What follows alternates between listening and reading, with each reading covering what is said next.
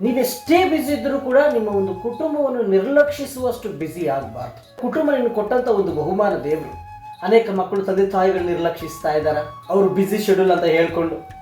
ಅನೇಕ ತಂದೆ ತಾಯಿಗಳು ನಾವು ಬ್ಯುಸಿ, ನಮ್ಮ ಮಕ್ಕಳು ಎಜುಕೇಷನ್ ನೋಡೋಕೆ ಆಗ್ತಾ ಇಲ್ಲ, ನಮ್ಮ ಮಕ್ಕಳು ಚಿಕ್ಕ ವಯಸ್ಸಿಂದ ಆರೈಕೆ ಮಾಡೋಕೆ ಆಗ್ತಾ ಇಲ್ಲ.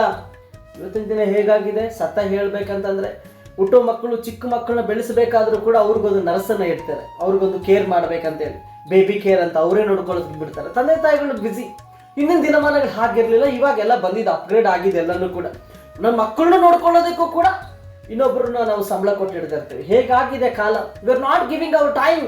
ನಾವು ಎಷ್ಟು ಬ್ಯುಸಿ ಆಗ್ಬಿಟ್ಟಿದ್ದೀವಿ. ಸಂಬಂಧಗಳಿಗೆ ಇವತ್ತು ಬೆಲೆ ಬೇಕಾಗಿದೆ ಅಂತಂದ್ರೆ ಒಬ್ಬ ಕ್ರೈಸ್ತನು ಅನ್ನುವಂಥ ನಾವುಗಳು ಒಂದು ಮಾದರಿ ಆಗ್ಬೇಕು. ಇವತ್ತು ಎಷ್ಟು ಬ್ಯುಸಿ ಇದೆ ನೀನು. ಸಂಬಂಧಗಳು ದೂರ ತಳ್ಳುವಷ್ಟು ಬ್ಯುಸಿ ಆಗಿದೆಯಾ? ದೇವರು ನಿನಗೆ ಕೊಟ್ಟಂತ ಒಂದು ಕುಟುಂಬವನ್ನ ಪ್ರೀತಿ ಮಾಡ್ಲಿಕ್ಕೆ ನಿನಗೆ ಆಗ್ತಾ ಇಲ್ಲ ಅಂತಂದ್ರೆ, ಅವ್ರ ಜೊತೆ ಸಮಯ ಕಳೆಯಕ್ಕೆ ಆಗ್ತಾ ಇಲ್ಲ ಅಂತಂದ್ರೆ, ನಿನ್ನ ಜೀವಿತ ಎಷ್ಟೋ ಕಳ್ಕೊಳ್ಳುವಂಥದ್ದಾಗಿರ್ತದೆ. ಅಂದ್ಕೊಂಡಿರ್ಬೋದು, ಹಣ ಸಂಪಾದಿಸ್ತಾ ಇದ್ರಲ್ಲ, ಕುಟುಂಬ ನಿರ್ಲಕ್ಷ್ಯ ಮಾಡಿದ್ರು ಪರವಾಗಿಲ್ಲ ಅಂತೇಳಿ. ಹಣ ನಿನ್ನ ಕುಟುಂಬ ಕೊಡುವಂಥ ಸಂತೋಷ ಕೊಡೋಕೆ ಆಗಲ್ಲ. ಹಣ ನಿನ್ನ ಕುಟುಂಬದಲ್ಲಿರುವಂಥ ಪ್ರೀತಿ ಆಪ್ಯಾಯತೆಗಳನ್ನು ಕೊಡೋದಕ್ಕೆ ಆಗಲ್ಲ.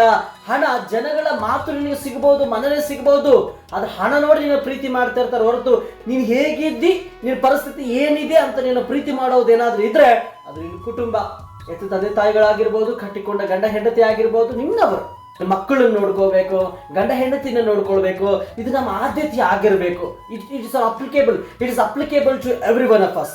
V should question our self. ನಾವು ಪ್ರಶ್ನೆ ಮಾಡಿಕೊಂಡು ಸಾಗಬೇಕು.